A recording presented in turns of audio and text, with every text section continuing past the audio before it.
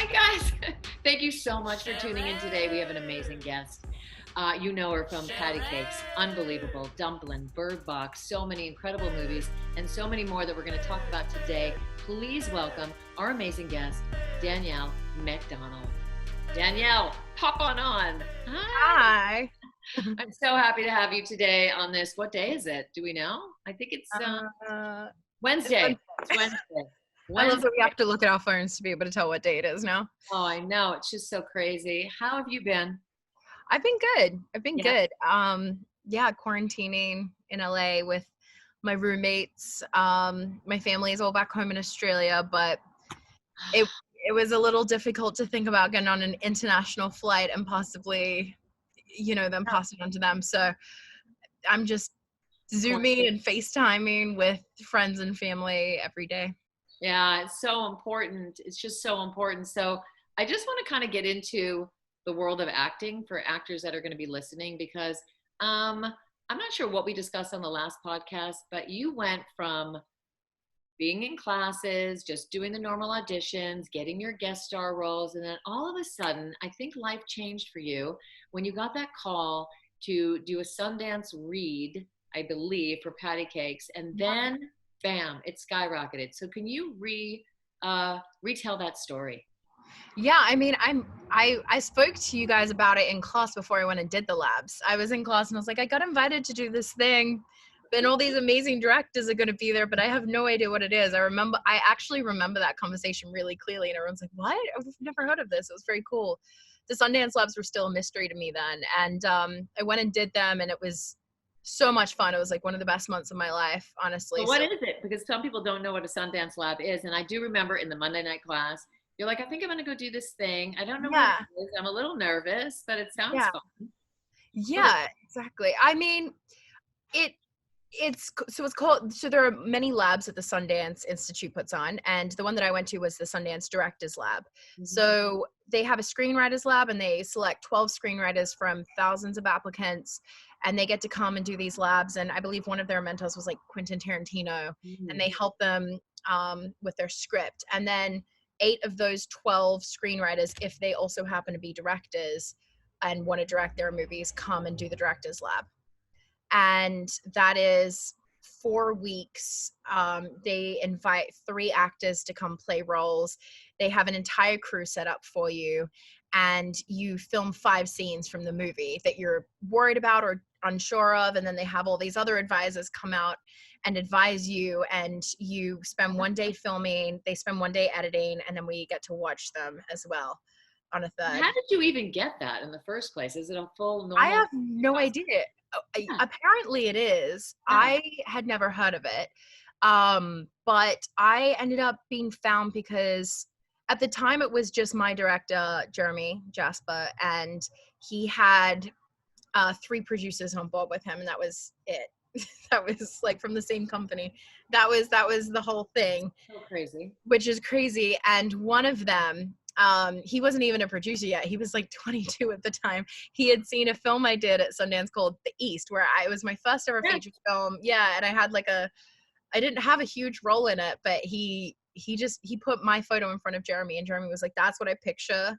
So they ended up seeing something I'd done since then, Wow. and he just invited me to do the labs. So it was very And so bizarre when for you get, me. so what happens? So then you get invited and you go up to Sundance Yeah, you go to Utah, you go to the and you Sundance stay Film, there.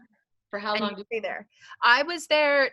There were only a few of us that were there the longest time. I was roommates with Julia Garner, who you probably know from her work on Ozark, you? and Yeah. she and I, because basically everyone's a volunteer basis. We all go on volunteer basis. So, I can't believe you guys are roommates. I did not even know that to this very moment. And she is well, so brilliant. Oh my she's God. So are you, she's but she is. no, she's incredible. We were roommates at, yeah, the labs. Basically, they invite these actors out, and we all go on a volunteer basis. So no one's getting paid. None of the crew, none of the directors, no one there is getting paid. Everyone is there for the love of it, which, let me tell you, is the coolest thing in the world, because it really truly makes a difference. You can feel it. Like, everyone's there because they want to be, and that's amazing. And so when I got invited out there, they end up putting you up in houses that are on the mountain. So Julia and I shared a house.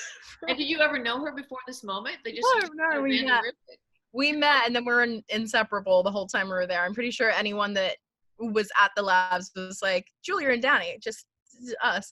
Because we were similar ages, and we were just sharing the same house, and we were the two that were there for, I think, the longest out of anyone, because we were there from day one till the last day. Because we were in all the scenes. So then we basically filmed our respective projects, which is really, really cool. And then everyone comes together on the Fridays, and we watch everyone's scenes that we filmed that week.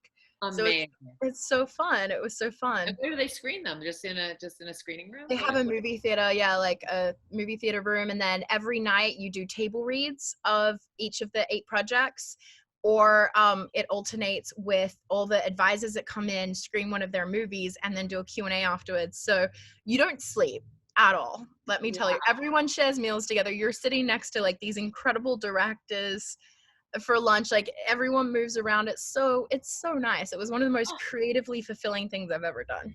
Oh, that sounds so free, like camp, artistic. Yeah, camp with it's the coolest camp you could ever go to. Put it that way. Wow. Yeah. That's amazing. So then what happened after that? So then this was for Patti Cakes, and they never anticipated it having a release. What's the Well, that's just to workshop it. So then Jeremy went back into rewrites, and we're like, will we ever be able to get funding for this movie? Will it ever get made? The labs help the producers there. Then there's a producers lab, and they introduce them to people that can help with funding and everything. And so it's really amazing. Like Chris Columbus came on as a producer for Patti Cakes because of the labs. So all of this stuff kind of happened in the next 2 years, and we didn't film the movie until 2 years after we did the labs.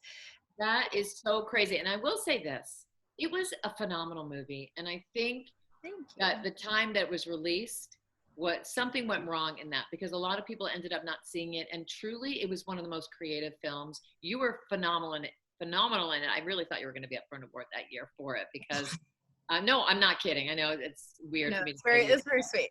But it was just like you transformed yourself into such a different character. But besides that, it was such a different type of movie. And it had all this hype. And then what happened? Can we see it now? Can we get it on Netflix? What is it? It's not on Netflix. I mean, you can rent it or buy it on iTunes and everything, but it was on HBO. It might still be on HBO. I'm not entirely sure. Right. But yeah, I don't really know what happened. It just it ended up, you know how you can't always predict with like box office and stuff? Right. The weekend that it happened to come out happened to be the worst weekend in 20 years for movies. So bad luck. Yeah. I don't know. I don't really know, but my heart went out to the director and the creator, because he seems like such a nice guy. I mean, I went to a couple of the screenings that you had invited me to, and he just was so passionate about it. And it's so good. So when that happens, it just, my heart. I mean, I think for us, we're like, oh, this really sucks, because Searchlight bought the film, and they ended up, really like, were passionate about it and really were promoting it. We got to know them really well, and press tours and everything. So I think we felt really bad for them, because they're kind of the only ones that lost out in a way, because we were all lucky because we all got careers out of it. So Jeremy then, is doing great now. He's doing a couple movies, and all of us actors, we all got careers out of it. So we're honestly still so happy and so proud of it. And oh my God, if anyone gets a chance to see it, go get it. It's fantastic. It's very uplifting. It's probably good for this time. It really is something for this time. But so my point being, while I brought the whole thing up, is why that moment, getting invited to that event for free, having that incredible experience, making connections, which is key element in this world of this industry. And then from Patti Cakes, it just changed. Yes? Yeah, actually. So I did the labs, and like I said, it was 2 years before we filmed the movie. So in that time, it was still back to auditioning and guest stars. And I think you actually private coached me for a guest star I did on Two Broke Girls. Yeah, so that was in that time frame as well. And that was all just like, hoping that this movie would happen, still doing the whole process. And then once Patti Cakes got made. I weirdly had a good year and worked like 5 times that year, which was really exciting before the movie came out. And then the movie came out, and then So the momentum. yeah, it felt like momentum. And then the movie came out, and all of a sudden I was like, that's not momentum. I just like went into a different stratosphere of, Yes. which sounds crazy because it's not a different stratosphere, but it really, you're not really, it's like, you know, this one thing, you're on this one path, and you're like, this is how you work, you audition, you do this, and that's what I've known for the past 6 years, and that is exactly what you do. And then all of a sudden you have like these huge agencies reaching out, and they're like, this is what we do, and you're like, what is this world that I didn't know existed before? But you know what? Your personality and your energy, you handled it so well, because that is the time that it is really crucial when you get that parlay to that next level and having all that energy and bigger projects being brought to you. I think, and don't you agree, it's psychologically how you deal with it and staying in that calm place so you don't, excuse my French, fuck it up. Definitely. It's a really weird transition time. It's like a really weird time of change, I find. It's all really cool and exciting, but it is completely different and overwhelming in a whole other way. So how did you handle it? Did you just do more yoga? What did you do? You have a great management team that really supports you. They held your hand a little bit. Were you emotional about it? What happened? Yeah, I mean, I think that is key. Like, make sure the people around you are great people, because that's how you get through ultimately. Like you said, I have the best managers. They're how I came to you in the first place. Rodney and Todd. Yes. Justice and Ponder. They're my lifelong managers, have been with me since my first audition. They're family. And that is they're incredible. And that is how I handled it, you know, like with the support from them, knowing that nothing would ever change with them, even though all of this crazy stuff was changing in the rest of my career. I knew that that was so stable. And I knew that no matter how it went, they were with me. And that means more than you can imagine. That's everything. Stability. That team, the stability. And I always talk about that positive energy bubble, and they are part of your positive energy bubble, and nobody can pop that. No, not a chance. No. So that gives you extra confidence. So, you know, that helped you, I would think. I mean, it's all teamwork, isn't it? Completely. And that was so important as well. Like when I was going around and meeting all these agencies, I wanted Rodney with me throughout the whole thing. I was like, just so you're aware, these are my managers. Yes. They've been with me from the beginning. They're with me for life. And I really need you guys to have a great relationship as well as me. It's a team. Yes. It's not just one-on-one. And that's, you know, I ended up with CAA, and I absolutely love them because instantly it became like into the fold. Like their communication is great, and it felt really like a nice team melding. So it's just my heart. You know, I love you so much. So I'm so happy. And, you know, in classes, we always talk about you because, you know, everyone loved you from the group that you were in, and they still do so much. And then now they love you from afar. So what is your process? So so you were going in for guest stars, and there's a certain process for that. And then it changed. And then were you getting offers for bigger films, or were you still having to audition for bigger films? What was the transition, and how do you go about in your dissection of your character work? That's a lot of questions. Yeah, I know. I was like, let me try and remove them all. It was definitely a mix, I would say. I think right after Patti Cakes, I ended up doing Dumplin. That was the first thing I ended up doing after Patti Cakes was released. In fact, I think after Patti Cakes came out at Sundance, but it didn't come out in theaters until the first week I was shooting Dumplin, actually. Right. But all of the producers and the director, Anne Fletcher, who also one of the coolest, amazing, best people I've ever met. Amazing. She and the producers, they all saw Patti Cakes at screenings. We had that for them. So I ended up getting offered that. I didn't end up having to audition, but which was like an amazing feeling. But I did meet with Anne. We ended up talking for 3 hours. We just like were at a coffee shop, just got into it, talking about the character and the experience and just everything it meant to me. and to her. And then they had also obviously seen Patti Cake, so they knew my acting style and everything. And so that's kind of how that one came about.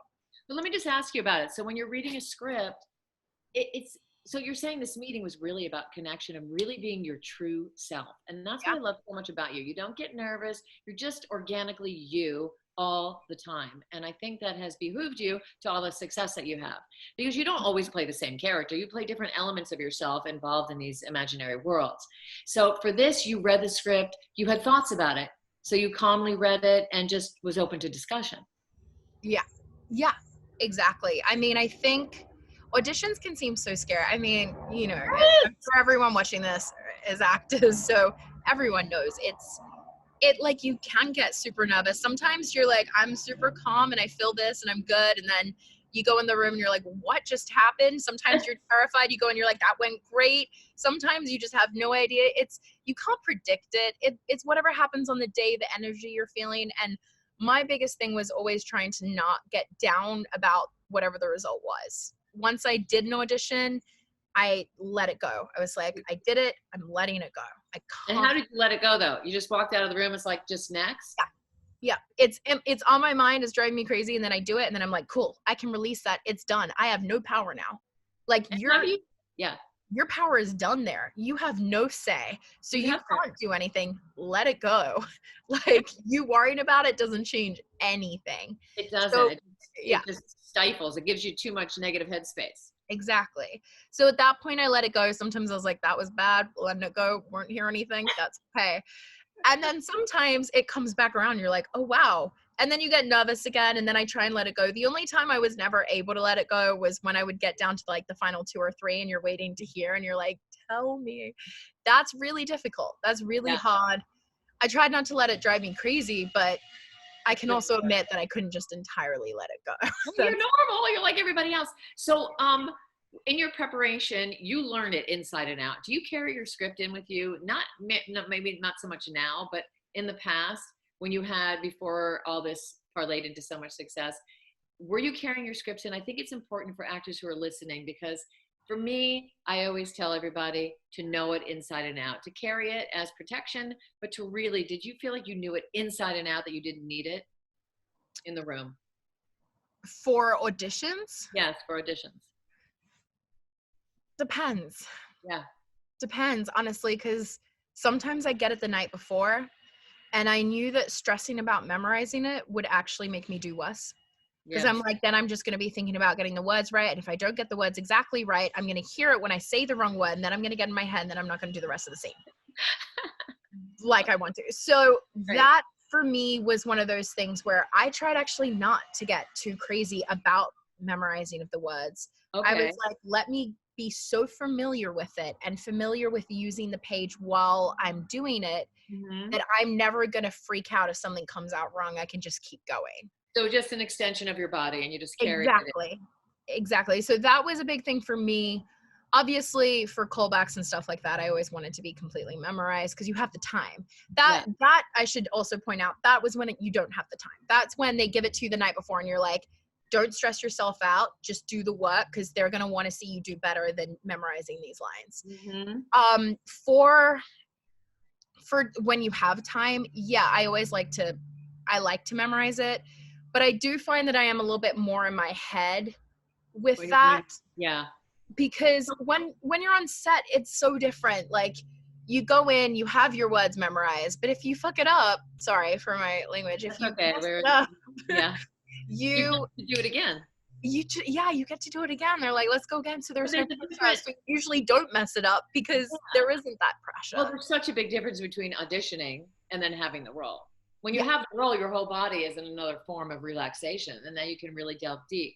So, but when you're working and when you were auditioning, I'm just asking this for actors who are listening.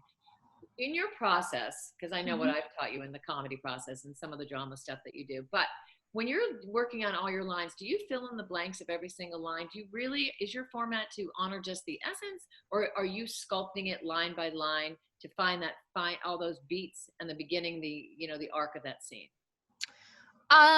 It depends. It depends. When I am filming a movie, you have the time beforehand.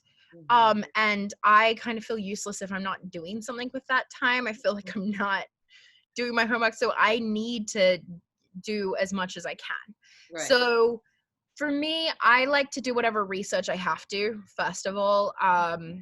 With something like Unbelievable, there was a lot of research to be put into it because it was based on a true story.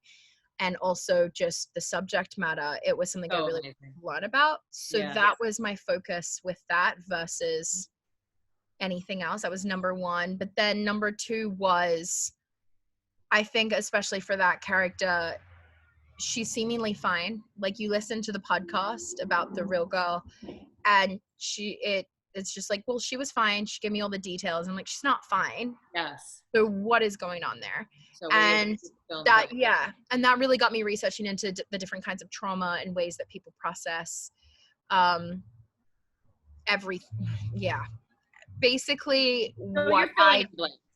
You're filling in yeah, the blanks. what I did for that was really go through line by line. It's like, what is driving me to say this and this and this and this, and like, what is going on underneath? I felt like there was such a crazy whole world happening that wasn't being said for that I really, really did the work for that, because that was everything. Whereas some characters, it's like they're saying exactly what they mean.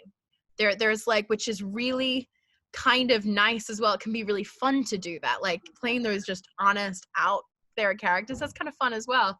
But I always like to do a backstory. I always like to do that. And then but filling in the visuals of some of the things you say, like I always talk about each line, if it's said vaguely and you haven't delved deep into the experience of those lines, then the curtain's coming over you.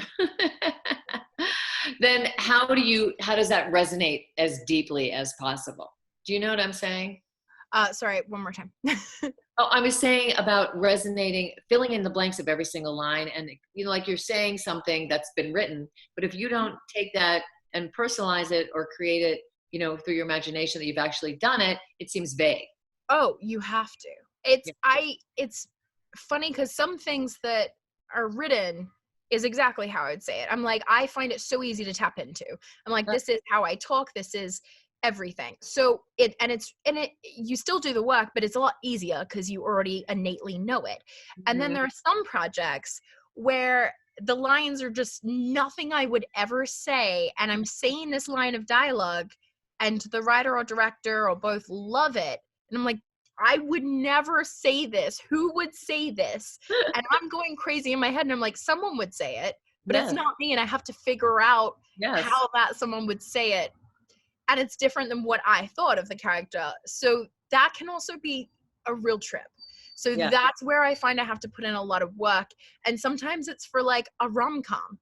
It's for like a movie that you're like, I thought this was going to be easy. And instead, it's incredibly difficult. And that is so funny to me. And but it's also the crafting. It's a craft. So it should be the fun part too, because you have to craft everything. I'm such a big believer in the craft. Yes, I am too. And I like to do a lot of work in prep, and then I like to not look at that again. Right. I need to do it so I know it, and then I let it all go. And I tend to not memorize the entire script before I start. I think some people are very into that, like a play or something. Yeah. I don't do that. I don't really want to get stale with it. So I read the script a bunch of times. I do all the legwork, so I'm so familiar with it. Yeah. And then the week before we film that week, I go through all my lines for that week and memorize. Smart. And then the night before, rememorize. And because they're not filming in sequence, so you have to read it so many times, and you have to fill in the in-between of the events that have happened. Well, the other thing that I have is I do diaries. So I have everything that we're scheduled to film that week, and I write out a description of what has happened before and where the character is at mentally. Yes. Because otherwise you get so lost, especially when you're the lead in a film. It's mind-boggling. You're like, what has happened again? So much has happened. Now we're at nothing has happened. And just for me, it's so easy to just look at my notes and I'm like, I know exactly where I am. Put it away. Oh, amazing. So that's my main thing. And that takes hours. Like that'll take a full day on a weekend before you're working on the weekends. But that's how you get the good work. That's how you do it. So what kind of advice would you give actors now we're doing this during quarantine. So what's some positive reinforcement? What can they be doing on the side? What? Give me something to imbue upon them. Honestly, I mean, it's such a strange time because everything we know is just stopped, which Mhm. is bizarre. But at the same time, we have this weird gift where everything's like, we have Like, this time that doesn't mean anything. So it's like, use it. It's yeah. like the world is like, nature is healing right now. Nature's like, okay, we're just going to use this time to heal a little. We need to do that too, I think. Mhm. Because But in we staying never really get to active, stop. right? And it does feel, because I know my schedule is always a million miles a minute, and Yeah. it's calmed down quite a bit. But staying active, I know the phone's ringing on the computer. I don't, I declined it. We're good. yeah, okay. Was it Todd? Was it Rodney? It actually wasn't either of them because they know I'm doing this with you. So they were like, we will not Oh, call during this okay, time. fine. So, yes. They're the greatest. Anyway, yeah, but besides like maybe creating now and really taking time and making your content and really going inside and figuring out those really specific roles that's your money that you can Yeah, really drop into. Tell I me. completely agree. I think in this time, it is a time to figure out ourselves. Mhm. So we can't, as much as I feel like some people, I keep hearing different things from different people. Some people are like, I don't know what to do with my time. I'm always so busy. I'm just stopped and it's hard. And then other people, especially a lot of creatives I know, are like, this kind of just feels like in between jobs. So I'm okay. And that's kind of more how I feel. But at the same time, I'm making sure that there are certain things I'm doing every day. I'm learning a language. So I'm learning Italian. So I make sure I do Oh, Italian lessons every day. It keeps my brain oh, stimulated. I love it. I do a crossword every day because I enjoy that. Again, I'm keeps so my bad brain at crosswords. stimulated. My husband knows how to do those. I'm I mean, like, I'm not oh, what? necessarily great at them, but I enjoy it. Yeah. And then I make sure I do some kind of physical exercise every single day just to like, it helps so much, especially when you're like, I feel like doing nothing. I force myself to just go and do anything, and it always gives me more energy. So whether it's so Mindset. great. Yeah, it's your mindset. And there are so many amazing classes that people are doing online or Instagram right now. It's so easy. You can do it in your living room. Yes. Yes. Or you can just go for a walk. Like sometimes I'm like, I just need to go for a walk, go for a social distance walk. You end up doing like 30,000 steps in a day. And you're like, how did that happen? But It's so it's, important, though. That mindset is so important, especially to keep lifting out, because it is very easy at this time to let your whole mind take over like it's never going to happen now. The yes. business is never going to happen again. Mhm. And do you believe, as I believe, that when we come back, and we will, Yeah. that it's going to be incredibly busy? Like, I think the Yeah. time of hiatus is now, and then things are going Yeah. to be all shifted. Do you agree? I completely agree. And honestly, from what I understand, I know that there are a lot of casting directors out there that are actually doing like generals or seeing general tapes from actors right now because they have the time for the first time ever. For the So first time, they're seeing new actors in this time. So take try and find advantage the of it. casting directors that are doing that. Take advantage, put a tape down. Yeah. Why not? I think that that's a really great idea. A lot of people are doing like what we're doing right now, just chats and with Mhm. actors or directors or Well, my whole people studio and is online, so yeah, there's two classes a day, every day, and you know which what? is Everyone, great. they're so looking forward to it. It's their time of connection. It's their time Exactly. to just perform, and they're watching everybody at the same time. So it's active. It's so different, but it's become such a great thing. It's such It's a so great great. thing. You need that. You need some form of a schedule. And You I mean, do. find a scene that you love and just put it down. If you have a roommate, like that's what my roommate and I are doing just for fun. We just don't want to use Great. what we have. And then I'm also writing with my friend because it keeps my mind stimulated. It helps me understand my acting and I enjoy it. So if you want to just like create your own little skit or you want to write or why not do it? Do it. Just Just do it. And yeah. everyone wants to see, the authentic you from now on. Yeah, I Mhm. mean, it's really about the truth so much now than ever. It's crazy. Yeah. But segue, can we talk about any projects that you have coming? Can we speak about anything? Yeah, sure. Okay, great. What are we going to see next? Tell everybody. Well, I finished a couple of projects at the end of January, so just before all this started. So I kind of got Before. lucky that we were able to finish and we weren't cut off during the middle of it. But So I lucky. yeah, I finished a film called French Exit. which I don't know when it's gonna come out with everything that's going on, but it's a Sony Pictures classic film. What is it?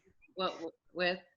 It's the leads are Michelle Pfeiffer and Lucas Hedges, and yeah, they're great. And it's this oddball ensemble dark comedy, which was so much fun. And we shot it in Montreal last year, November, October, November, and it was just so much fun. I've never actually been on a set that was that kind of seamless. You know how a lot of things go wrong on sets? It's just natural and you go with the flow. This one just felt very like easy and controlled every day, which is so bizarre. But it was so really nice. And it was a really cool ensemble film with like, we're all basically, I mean, I don't know how much I'm allowed to say, but it is based on a book, so you can probably read the book. But what is the book? What's it called again? Tell me. French Exit. Okay, I am going to order that book right now. Yeah, it's cool. It's really cool. I read the script and I was like, I really like this. And ironically enough, guys, this is actually, we're going to tie something back right now. Our director, Ozza Jacobs, I've met for the first time at the Sundance Directors Lab. He was one of the advisors that came out and saw me performing a scene for Patti Cakes with Jeremy. And then it all came back around now. Connection. Can I say it again? It is all about connection. And so amazing. And that was in 2014, I think. So like, it was a long time, but it came back around, and that was so cool. And he saw me in a role that I didn't necessarily see myself in a role. So it was really cool. It was a really fun character to play and experiment with. And amazing. What else? And then I did another film right after that. I flew from Montreal straight to Scotland, and I was in Scotland for 2 months until the end of January. Yeah, I'm always away. I'm never in LA. Incredible. It's weird that I'm in LA right now. I'm like, wait, I'm never here this much. Yeah. But that was really fun. That's called Falling for Figaro, and it's an operatic romantic comedy. Oh, that sounds amazing. Are you singing in this? I it's not my voice, but yes. I did have to learn opera. I had a full opera coach and everything. That's crazy. Did you know that my mother sang with the Boston Symphony? My mother has perfect pitch. She was an opera singer. What? That is so cool. Isn't that crazy? Seiji Ozawa, Leonard Bernstein. But my dad was tone deaf, so my voice, it's okay. You're like, I got in the middle. Yeah, I got a little tone deaf a little bit. Go ahead. That's really funny though. No, because I'm not a singer. I don't know why musical things follow me around. They really truly do. Like Patti Cakes. I'm like, I'm not musical. No one gets this. Even in Dumplin, I had to sing Dolly Parton songs constantly. I'm like, I'm terrible, but okay. It's so funny. But somehow for this, they didn't want singers, because they were like, we want like top tier opera singers. We know we're not going to have actors that are top tier opera singers, so we're replacing you anyway. But you have to make it look like it. But it's really great when people can't sing well, but they believe they can sing well when they're singing in their character work, and then it just resonates so beautifully. But opera is a totally different level. You have to like make it perfect, and you have to really you have to actually somewhat sing, even though you know you're getting replaced, which is terrifying, because the breath and the tension and the everything about it. So I did that with Joanna Lumley. I feel like a lot of Americans aren't super familiar with her, and every Australian and British person I know is like just screamed when I said that, because she's an icon. Oh, I don't know who is she? Is she a singer? I don't know if you've ever heard of Absolutely Fabulous. Of course. Yeah, well, she's one of the two leads in that. Oh, I love her. Yeah. Okay, yes. I just didn't know her name. Yeah. She's incredible. She's iconic. So I got to work with Joanna Lumley. Hilarious. I know. And then Huey as well. So it was really fun. It was just like it's a fun rom-com. So fun. So we don't know now. We don't know anything when it's going to come out. Things, and that one's going to be delayed a little, because they've still now got to like replace everything with opera, and they're not able to do that right now. Right. So that one will probably take a little bit longer, but and we only just finished in end of January, but that so was proud of really you. fun. I'm Yeah, I'm feels so fun. like my heart every time, you know, you get another job, and this is because I'm close to you. I just tell you, like I tear up, joyful tears. It's true. I'm just letting you know it's true. No, So before we close out, give me 3 things that you believe in that has led you to having the success you had. And maybe in your mindset, maybe in the friendships, something, determination. What could that be? yeah, okay. I mean, I think the biggest thing is you have to believe in yourself. I think you have to believe that it's going to happen eventually. Otherwise, why are you here? Yeah. You know, it's like, what are you pursuing if you don't actually think it's Okay. going to eventually Believe happen? in yourself. Believe So in yourself. believe in yourself. Surround yourself with good people is number 2. I think that's incredibly important because you need that support system because it's not always going to be easy. There's no stability in this industry. I'm constantly gone for 3 months at a time. And the only way I still like feel connected and grounded to my life is by the people in it. And so that's Great. really important. And 3, ooh, I The don't know. craft. I'll just put words in your mouth. The craft. Well, yeah, I mean, yeah, no, 3 would be you have to work hard. Like if you are I feel like in this industry it's a lot of like, oh, you got lucky, and it's like that is definitely a part of it. But you know what? If the luck comes and Yeah, you're not ready for it and you haven't prepared, nothing's it's gonna not coming. happen. Exactly. Exactly. So I think it is very much a mix of hard work with timing is what is lucky. It's very Mhm. much you have to put in that hard work so that when the timing is right, it actually happens versus just goes away.